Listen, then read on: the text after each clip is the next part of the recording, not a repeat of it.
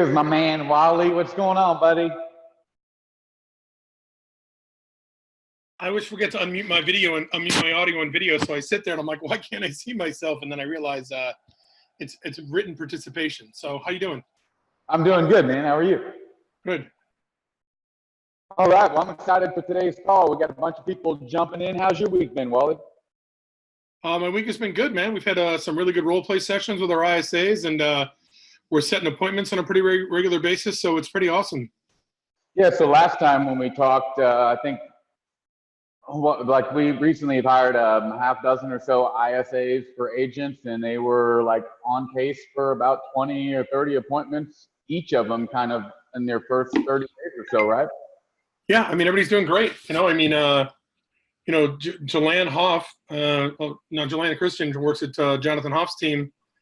If she keeps the current pace she's at, she'll, by the time her full year runs around, she will have accounted for the equivalent of 43 sales for Hoff as far as revenue is concerned. So, yeah, that's awesome. She's doing great.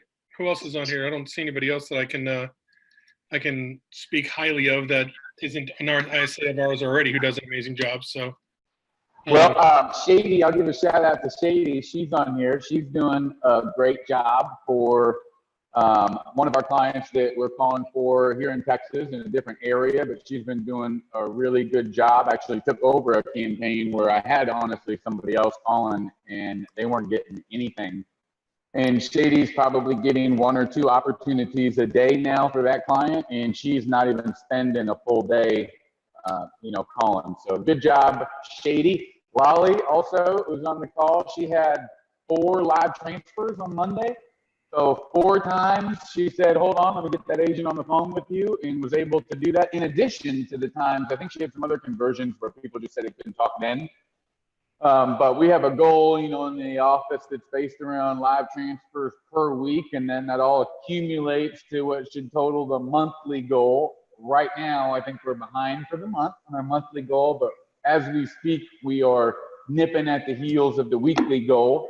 And so Venmo everybody a little bit of cash when we hit the goal at the end of every week. So that's what we got going on here. A bunch of exciting stuff. I finished that Way of the Wolf.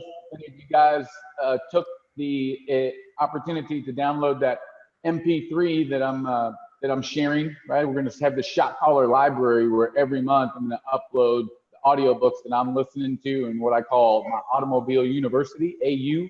When I'm driving to work, to and from, I usually try to put on something to get my mind going. And so The Way of the Wolf by Jordan Belfort was one that I was listening to. Just finished that. It was a great book, so I recommend everybody download it using the link here that's in the Facebook page. Shot Callers only, my gift to share with everybody. And on that note, your audio is a little choppy. My mic is a little choppy. I have this headset on. Maybe that's it. I think everybody else can hear me pretty good. Well, I can hear you well. It's just a little choppy. Everything's clear, though. This is probably, sometimes this rubs against my shirt or something. Right here is where the mic is, you know what I mean? It's rather than to use my computer mic, I'm trying this out today. I apologize for anybody who's having a hard time hearing me. So moving into our 7-minute sales segment for the day. I'm excited about today's topic, which is something, Wally, I know you can add a tremendous amount of value to as well, and that is how to start using effective tonality. What's that mean? Yay! Hey, there's some tone like this. If I just close my eyes, I picture that Wally's the guy who won the $1.4 billion. That guy who has that, he mastered tonality in about 5 seconds. That guy or gal. True. So, but all jokes aside, tonality is like the secret sauce. It's the most important things. It's this clicker right here. Without these batteries, it don't work. Without the right tonality, your scripts, when you transition to close, when you ask people for information, none of it's going to work if you aren't effective at employing the right tonality. So, in a nutshell, what we're talking about here is tonality is the life of your words. It's like the fuel. It's what powers any of your language patterns that you use, also commonly referred to as scripts. Right? I started using language patterns, Wally, because you know how people get when they hear the word script, right? Mm-hmm. And actually, in that book, Way of the Wolf, he uses the word language patterns a lot, and the stuff that we talk about here, stuff like, hey, why don't we do this, Wally? Why don't I have you sit down and meet with my agent? And when we do that, one of three things will happen. We may be able to help you, and if that's the case, we sure are happy to do so. You may not like what we talk about or what you hear, and if that's the case, that's fine too. Just let me know. I sure don't want to waste your time, or you may not think that we're the person that can get the job done, but either way, at least you'll know. Fair enough?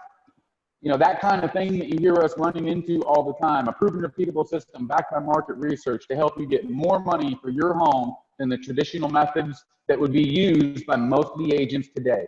Those kind of things are just language patterns, scripts, whatever you want to call them. But tonality is what gives life to those words. It's kind of like, imagine having a brand new Aston Martin or Ferrari sitting in your driveway. It looks great, and as good as it is, though, it ain't going to get you nowhere. It won't get you nowhere. I used to know people like that in the investment business. Man, they got a nice Ferrari, but they can't afford to put the $800 tires on it. So we don't want to, you know what I mean, Wally? Oh, yeah.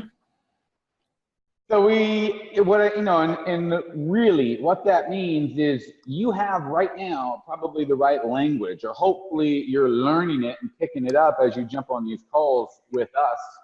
But even the right script, the right language patterns aren't going to take you anywhere if you don't use effective tonality. So you just need to be really aware and always be measuring where you're at on that scale. It's what makes your scripts work. It's the difference between getting answers and getting hung up on. It's the difference between someone giving you a shot or not. And Wally and I have done so many of these live presentations and training events where we talk about the breakdown of communication. And this is just a different way to look at it right there. 38% of your ability to communicate your message to whoever it is that you're talking to is going to be related to the tone of your voice. Right, Wally?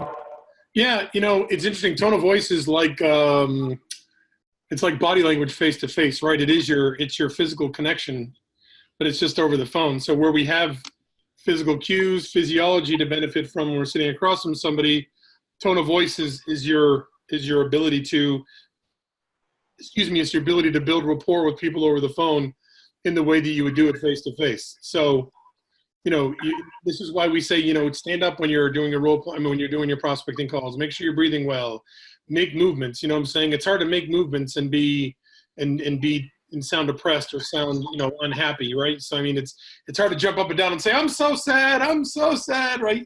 You just can't do that, right? You keep like, I'm sad, I'm depressed, this is terrible. Like you start laughing, you know what I'm saying? So they're incongruous, body movements and sadness in many ways are incongruous. So, you can use your tonality as your physiology to connect with people. So, you can make movements and you can use your body and use your hands and gesticulate and do all those things to improve the quality of your tone of voice. Also, your tone of voice allows you to align yourself with everybody else, right? And in tonality, it's however they sound, you can add your tone to their tone, you can match it, you can mirror it, you can match theirs, and then you can improve it. You know what I'm saying? So it is your physiology. It is your main way of connecting with people over the phone, and your tonality is 100% driven and impacted by what you're doing with your body at the time. So, making your phone calls like this, hello, right? Like you don't want anybody in the office to hear you, so you got your headset on, you're like, hey, this is right. How do you sound? You sound. I make mine right here. I'll make mine right here. Great. Come on, let's go. Put your cape on. Hello? Put your cape on. Oh, okay, sorry. Next. Hello? Come on, let's go, Wally. I'm going to give you another one. That's right. Calls, man. That's how you make money right there. Right. And so there's a difference between what Jeff was doing and what I was doing, right? So, and that comes across on the phone. It really impacts your ability to influence people. So just know that your tonality, your tone of voice is your key ingredient in impacting and influencing people over the phone. And there's some components that make up tonality, right, that you need to be aware of. So then you can measure where you're at in each one of these categories. But it starts with pitch, right? How low or how high your voice is. Pace is something to really make sure that you consider. The pace at which you speak is going to contribute to how well someone can understand what you're saying and hence your persuasiveness. The volume of your voice. You know, what I think of is I hear a lot of people all the time, and sometimes I think I'm guilty of it, but just talking really loud and almost like yelling all the time, you know. So we need to make sure that we're aware of where we are when it comes to volume, and then articulation. It's the ability to physically move the tongue, to work your mouthpiece and say what it is that you want to say. Some of the things that you might want to say may not roll off the tongue like other things, and so what that requires is practice, and that is probably one of the things that is overlooked. You know, people sit and read their scripts forever like that's going to really get it done. You're never going to master the articulation portion if you don't say it out loud and practice and move that mouth just like it was a muscle. You know, sometimes I can tell you, when I was in the energy business and selling stuff that had a lot of financial terminology, some of those words did not naturally just roll off the tongue. And when you were putting together your language patterns, right, to highlight state-of-the-art attributes or whatever it was you were talking about, you had to practice it. Otherwise, it would be a 5-car pileup. So let's make sure that we understand there's pitch, there's pace, there's volume, and there's articulation. And we need to look at those each individually and ask ourselves where we're at. Now, there's some different ways that this has been described, but my favorite really is out of Jordan Belfort's Library of Training stuff, and I think he did a good job of putting a name to the different tonalities that we use. And so here's a breakdown of them. I would print this thing out. I would put it in front of you at your desk or wherever it is that you make your calls and keep it top of mind. You know, you've got scarcity, urgency, reasonable man, your absolute certainty, the I care, using the declarative as a question, using 3 uptones consecutively, the presupposing tone, and I really want to know. And so I've rephrased some examples that you can use when you're on the phone talking to your clients that use some of these, and I'd take the exercise of coming up with some on your own as well. But you can definitely use some of the stuff that's right here. You know, scarcity. Right now, we don't know, Wally, what's going to happen with the economy, interest rates, the housing market. But what I can tell you is right now is a great time to sell. It's an example of a way to create scarcity and urgency. The reasonable man scenario, one that we would use a lot in the conversations that we have talking to potential sellers and buyers. Why don't we meet? You know, worst case scenario, at least you know you're making the right decision. Fair enough. No big deal. You know, nothing that can ruin our life or anything. You know, it's the old thing. If you said yes, would it ruin, you know, would it break the bank? No. If you said no, would it break the bank? No. All right, well, worst case scenario then. Absolute certainty. I mean, I know you probably have some comments on this, Wally. I want to give you a chance to add anything if you wanted to. I mean, if you're going to be if you're going to be impactful at influencing people over the phone, you have to manage tone of voice. And, you know, I think it was Zig Ziglar said it. Maybe it was Dennis Waitley. I'm not sure. Brian Tracy, maybe one of those, maybe all of them. They're like, you know, in order for you to fill somebody's cup of belief even halfway, you've got to overflow your cup of belief. And so that comes through in your tone of voice, you know? I mean, absolute certainty, right? Yep. Absolute certainty. Mrs. Smith, I'm absolutely 100% sure that I can get this done for you. Why don't we do this? Mm-hmm. Absolute certainty. But I have to believe it in order to say it like that, because there's a lot of people, I kind of, well, I don't sound very certain. You know, you do have to, I told the story before, I used to have a guy that worked next to me that would annoy the heck out of me because he was always, I took it the wrong way, but he would always be like, oh, I got that one closed. Oh, this one's got, I got so much coming in and blah, blah, blah. And, you know, he wouldn't really have any money to actually come in the door. And I'm one of those that, man, hit me up when the check cashes, dude. You're a fool walking around. Hit me up when that check cashes. You know, one time, eventually he worked for me. I worked for him at one point. But he said, man, Jeff, I'm just selling myself. He's like, I'm just selling myself, dude. The reason I know I got to finish these deals out, and there's a risk that I could lose them, and that the money ain't in the door yet. But I'm just selling myself because sometimes I have a hard time being confident and convicted. So I just sell myself, walking around saying a bunch of crap, Jeff. You know, and sometimes the hardest person to sell is you. But man, you know those moments when you're like in that zone and you could just sell anything to anybody. Anchor yourself in those moments, right? Slam the phone down, do a 360, throw a cold cup of water on your face. Anchor that moment, man, because those are good times. And things to be aware of, right? We talked a little bit about what the components are, but be aware of your tone and what's the tone of your voice communicating. Are you angry, happy, confident, bored, enthusiastic? They're going to have a real quick, identifier for those kind of things. And you need to make sure that you're on point, especially when, say, for instance, you're calling expireds and you might have somebody who's a little bit angry at you calling, and boy, it sure is easy to fall back into mirroring that anger, and you just want to resist that, unless it's something that you're trying to purposely do on purpose. That's redundant. Voice inflection, right? Voice inflection, are you highlighting the most important parts of the message by using inflection on the keywords and phrases that you want to be heard? Make sure that you sound good. A lot of you may don't know what you sound like. So use your cell phone and record yourself and then go back and listen to it. And most important, especially if you are new to getting on the phone, is watch your speed. It's not uncommon for people who are just getting on the phone to speak real fast and feel like they need to rush through it. So relax. Ask yourself if you're using melody to your advantage. You know, there's something, called melodic tones. And are you talking too fast? Are you talking too slow? Are you mixing it up? Those kind of things. Wally, did you have something you wanted to comment on that? I know you probably no, you said don't talk too fast. I said guilty. I think Guilty. No, I'm not muted. Can you not hear me? Can you not hear me? Go ahead. I think I got to reset my speaker here. Can you hear me?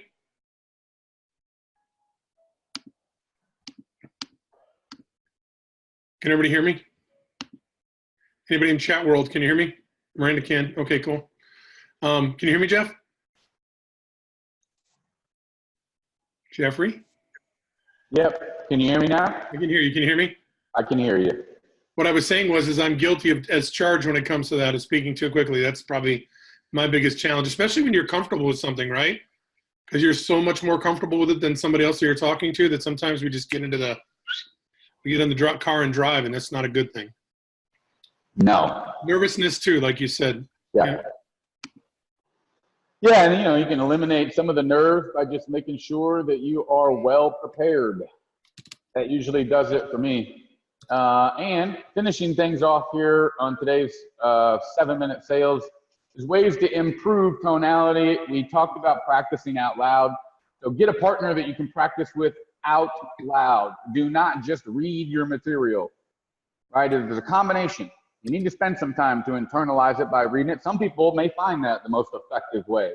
But remember that the mouth and the shapes that you have to make in order to say certain words, the breathing techniques that you need to use to nail certain language patterns and phrases, all that stuff isn't going to come by just reading it. Second, record yourself. Use your cell phone or other ways of recording yourself and review it. Listen to your peers, right? This takes a little bit of humility and being open, you having an open and learning mindset.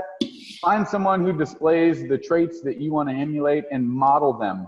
I spent more time in other people's offices listening to people who I thought were great than I spent ever talking to customers. Anytime I'd heard somebody, might have been 3 people that I thought, man, they're good. Anytime I heard them on the telephone, I was hovering outside the door, in their office, whatever it was. I was listening and had a notepad and was writing down everything that I heard that I wanted to then model. And then I made sure that I did it when I was on the phone, even though it was uncomfortable for me. Easy for them, but uncomfortable for me, I did it. And, then you start to see results, and boy, that's easy to keep going. And then ask for feedback. So seek out feedback, seek it out. Big difference by asking your peers to listen and to provide open and real feedback. So seek out the feedback, just like you guys are by being a part of this call. Right? It works for me. So I want to give a shout out to Will Withers, who uploaded a few calls in between now and the last call that we had. And so we're going to take a look at those, and hopefully we won't have any issues here playing them. I think he uploaded 3, as a matter of fact.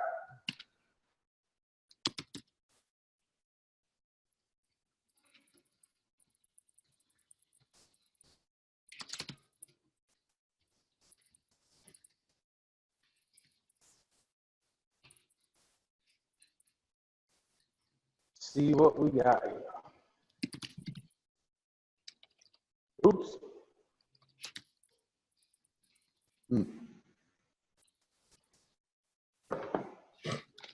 Well, let me see. I'm going to pull this up. It may take me a minute. I think now would be a good opportunity if we got anybody on the line as I pull up these recordings from Will. If we've got anybody who has a question, what'd you deal with this week? What shot you down this week? What worked for you this week? What's the objection you got this week that you couldn't overcome? Anyone? And if you don't have any, then you weren't making any phone calls. Or you're just killing it and you're turning them on to appointments. Right. And you can unmute yourself, guys, or you can chat in the box.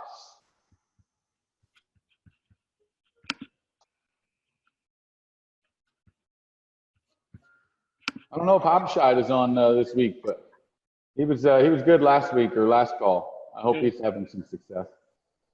Be nice to hear. Tucker, why don't you share, what's working for you? I see that, you're making a lot of dials. If you've got anything you can share with the group, we'd love to hear it.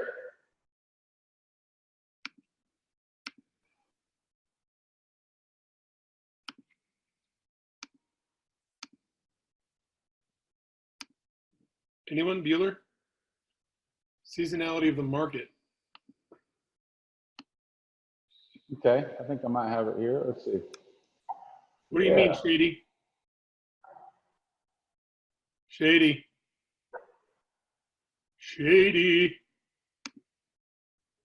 I'm sorry, I didn't notice that you had unmuted me. I shared my reply there in the comments, but I'm getting a lot, people are wanting to wait Will's because of the seasonality. Can y'all hear me? I can hear. Jeff, can you hear Shady?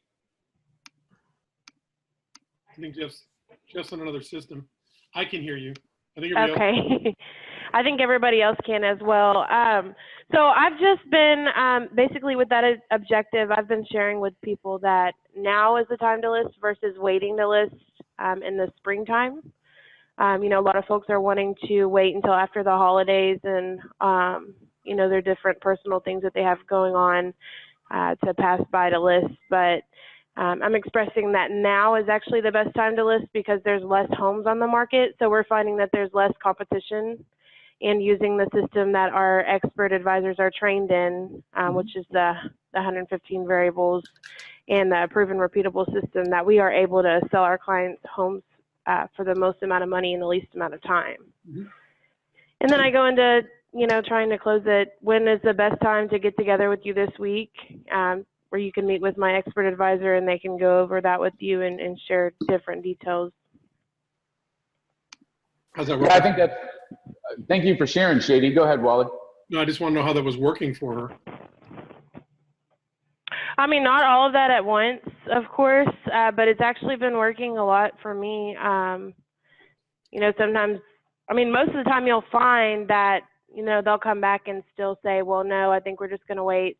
Like today, I had a guy that I tried to pitch that same thing to, and he was like, well, I was going to wait till spring, but call me back after the first of the year, right after the first of the year. And I said, in January? And he said, yes. So I said, okay.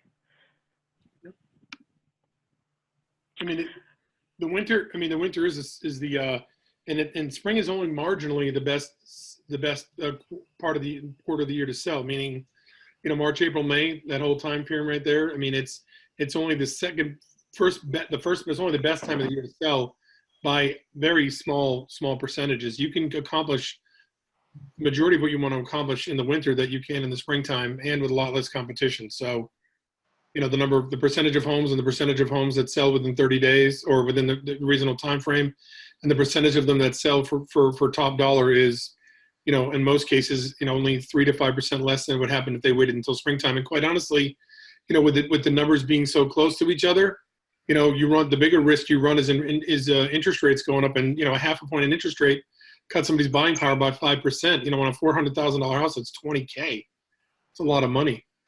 It's certainly a lot more than they would probably, potentially think of losing if they sold in the winter than versus the springtime, if that makes sense. Absolutely. And so that's what I've been using. I've just tried to pay attention to what they're saying. And I've been trying to memorize my rebuttals better so that way I can come back and, try to close them again instead of holding off on every single person that wants to wait through, the winter time to list their home.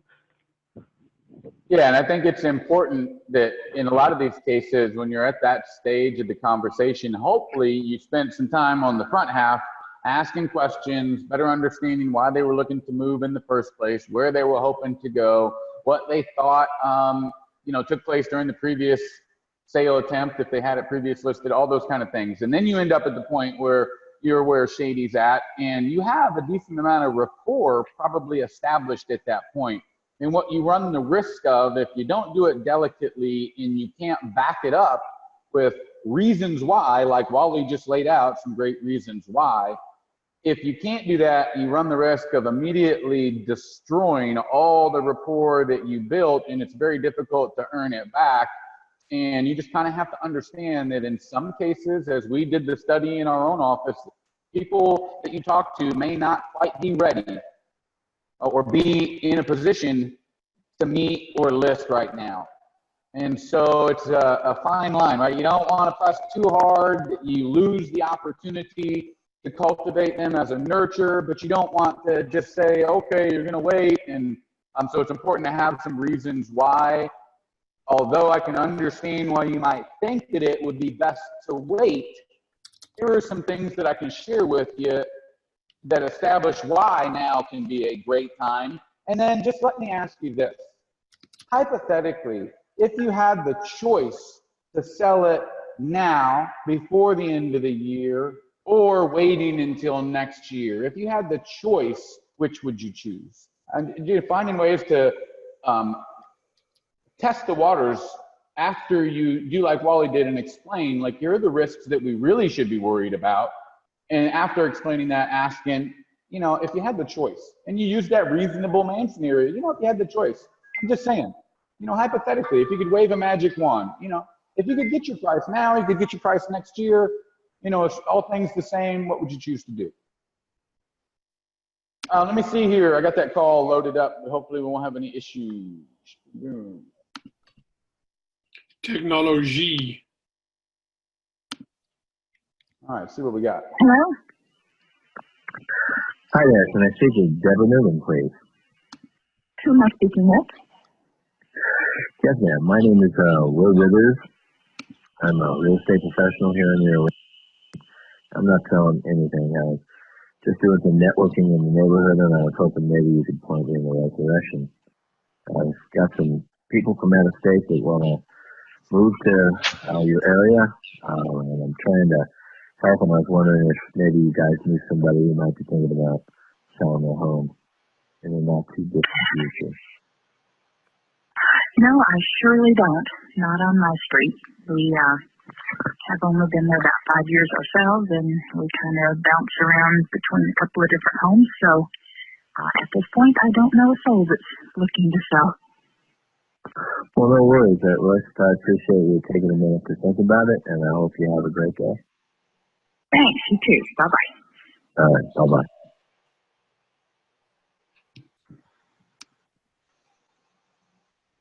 Go for it, Wally. Did we miss something? Huh? He asked her if she knew somebody was looking to move. Yeah, it was kind of like a circle prospecting call. Did he ask her if she was going to move? He did not. Okay, I didn't think I heard that. So yeah, so the advice there would be, So starting from the beginning, I think if I was going to give some constructive criticism, I would say raise the energy level up. Go into it with, you know, a little bit more enthusiasm, like with purpose. You know, hi, Wally, my name is Jeff. Listen, the reason I'm calling today is go into it with some purpose and not kind of, that was so casual that it's going to be hard to grab somebody's attention in some cases. Now, this lady was, it sounded like, you know, nice, and probably could have kept her on the phone by asking some more questions, but not everybody is going to be like that. And so you have that short period of time, the 5 seconds or 4 seconds to capture the attention of that person. And I would just raise the energy level up a little bit. I'd take this call, I'd listen to it, I'd hear those ums and stuff that I said in the beginning that made it take way too long to get to the drop point where I was asking a question. So that's immediately what I thought of. Wally? Yeah, I was, you know, I mean, you know, one of Will's strengths is that he's really good at making people feel comfortable on the phone. But I think that may have been just making them feel a little too comfortable, a little too relaxed, if you know what I mean. So there's I went to Hot Springs, Arkansas a week ago, and yeah, they were pretty relaxed there. It is. It's tough when you're chasing your sister around all day. You got to get some rest, you know. Anyway, my daughter goes to the University of Arkansas. I'm allowed to say that. So, you know, I mean, Will does a really good job with scripts and dialogues in general. I mean, you know, that's just did half the job there, unfortunately. You know what I'm saying? The whole point is the only reason we're asking that first question is to build rapport and get the conversation flowing, and to not be like, hey, when are you thinking of moving? So the reason we ask that question is it's just it's the way to open the door to get them to having the conversation, so we can ask them the question we really want is, when are you thinking of making a move? And if they don't, you know, how long have you lived where you lived? How did you find your neighborhood? Okay, if you were to move, you know, when do you think that might be, and where would you go? So that's the whole reason we're only asking that first question. So, you know, the other thing I love, which is odd, but I'm surprised that he said this, because usually when we do role plays and stuff like that, he always asks, he always just says the first name. So I was surprised he said, I'm looking for so-and-so, you know, so. And that's why we listen to these calls, guys. I mean, you know, Wally. Yeah. And sorry to interrupt, but you know, to his in his defense, can you hear me? Hold on. Yeah, just getting the next call ready. Sorry. I was like, hello. I'm like, wait a second. So he, you know, he's I think he set 3 appointments this week too. So I mean, he's definitely doing a good job. It's just, and for everybody here, we're not looking for what's the word? We're not looking to like make wholesale changes here. We're just looking to make incremental changes each time we talk, so that over the period of time, you get really, really big changes in what you need to do. I'm sorry. Go ahead. Yeah, I think that's great. So good job, Will, and good on you for uploading it in the first place. I don't know if you put your dials in all the time, though, so it'd be nice to see you filling out maybe the shot caller dashboard a little bit more. All right, let me get back to this next one here. Hi, Tyler. Hi, Tyler. My name is Will Withers. I'm a real estate professional in Rio Rancho, and I'm not selling anything. What I am doing is doing some networking in the neighborhood to help. So I just want to pause it for a second. What do you think about him saying there in the beginning that I'm not selling anything? I don't know. I mean, I personally, I wouldn't say that, because I think it raised the red flag. And then number two, they don't believe you anyway. Yeah, it's like, you know, it's like one of my favorite things is, listen, Wally, the last thing that I'm going to do is ask you to buy anything. And the last thing I'm going to ask you to do is to list your home with me. You know, because in my mind, I say that because it literally is going to be the last thing that I'm going to do. But it's like one of those things, listen, I'm not going to tell you anything. And it kind of says, oh boy, this guy's going to tell me something. So I wouldn't use it either. So take that for what it's worth. I take buyers out on the home, and I'm trying to help them if I can.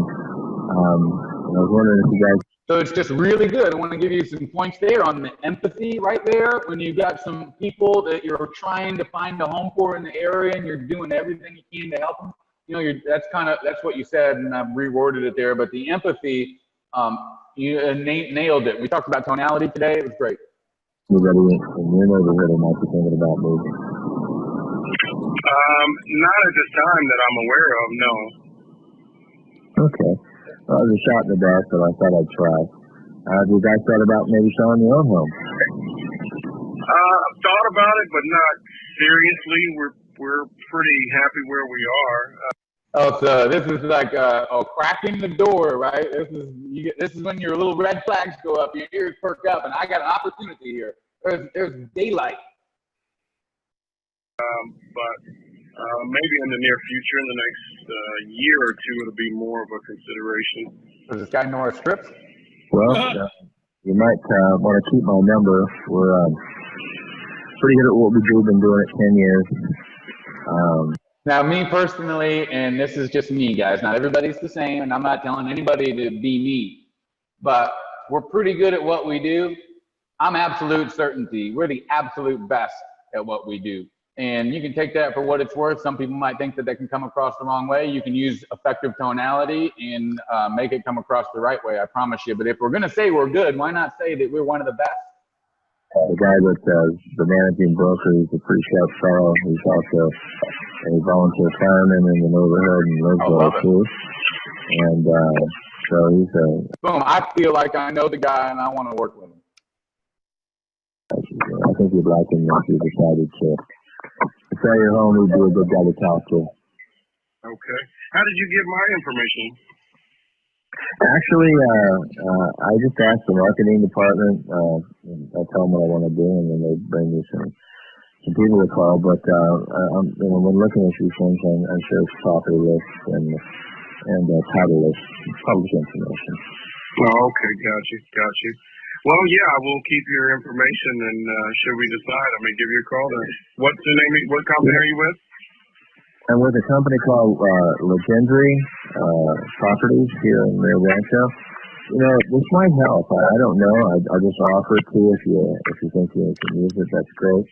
Something I'm doing for some of the other neighbors I talk to. We send out periodically what we call an update, and basically, it's not sales, it's just nuts and bolts. But what it tells you is a snapshot of the prices in the neighborhood and where we think they're going. And it might be useful, in terms of planning if you decide that you're going to move, and at least you'll have the beginnings of some conversations. I can send it to you if you like, and you can look at it if you think it's worthwhile. You can keep it if you don't. Then just unsubscribe, and we'll leave it alone. Yeah, I'd prefer not at this time. I'd rather work the other way and reach out to you once we have more of a decision in mind. But I appreciate the call, and you have a good rest of your day. Oh, all right, you do the same. Have a good one.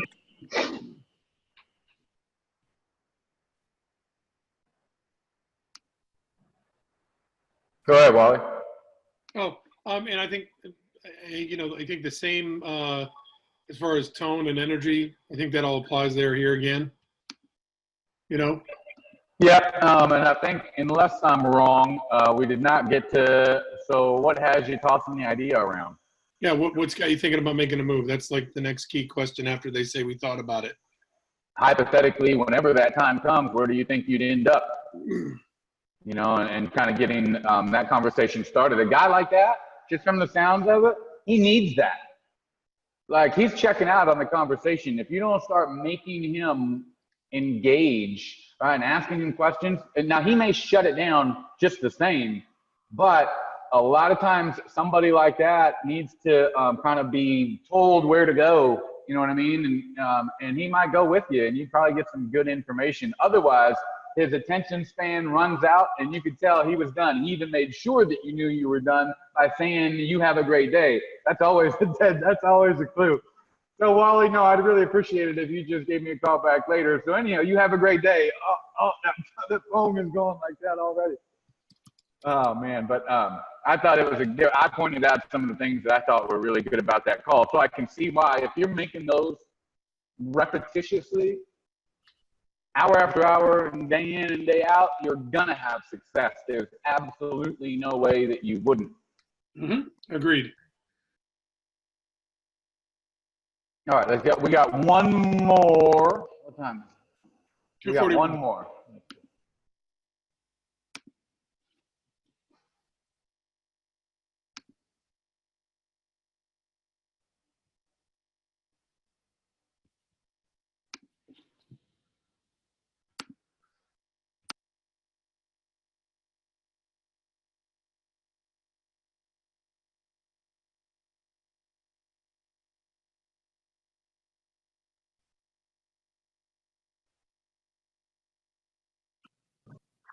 Yeah, can I speak to Mr. Martinez? This is he. Mr. Martinez, my name is Will Withers. I'm a real estate professional here in Rio Rancho, and I'm not selling anything. What I am doing is you can point me in the right direction. I've got some out-of-state buyers that haven't been able to find a home, and I'm trying to help. And I was wondering if you guys knew of anybody in your neighborhood that might be thinking about selling their home. Well, yeah, my brother-in-law is selling a house over off of Highway. I just want to point out, guys, how it just takes picking up the phone. It just takes picking up the phone and calling some people, and you can find people that are looking to make a move. If you know, somebody out there is sitting next to you saying, man, I can't get no business. I don't know where to get business. Right here. It's called Diamondback. Okay. And has he got a realtor, or has he decided to, what he's going to do yet? No, he has a realtor. He has it listed. Okay. I'm trying to find somebody that's not listed just yet because my people from out of state aren't ready to move just yet. So I was kind of line up some houses for them. How about you? Have you thought about selling your own home? Oh, we thought about it, but not yet. We're still taking. I just want to say it was a good transition right there to take what they had given him, right? To take what the prospect says, and then he transitioned that right into a question about whether or not he was thinking about making a move potentially.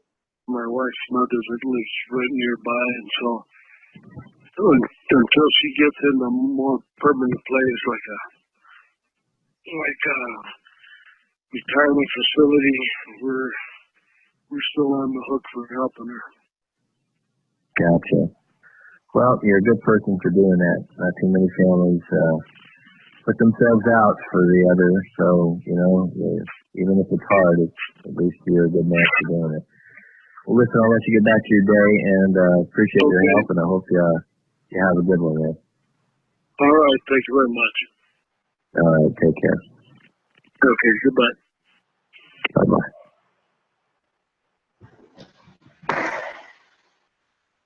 So I think that one was good too, Will. The tonality was good, very empathetic. I think you expressed a lot of empathy. I would say that you need to continue, because you probably do in most cases, but continue with getting the email addresses, and making that part of your process. Great. Just before I let you go, I do have a market update that I send out once a month to the neighbors, helps keep your finger on the pulse of the market. What's a good email address? And I'll be sure to share that with you.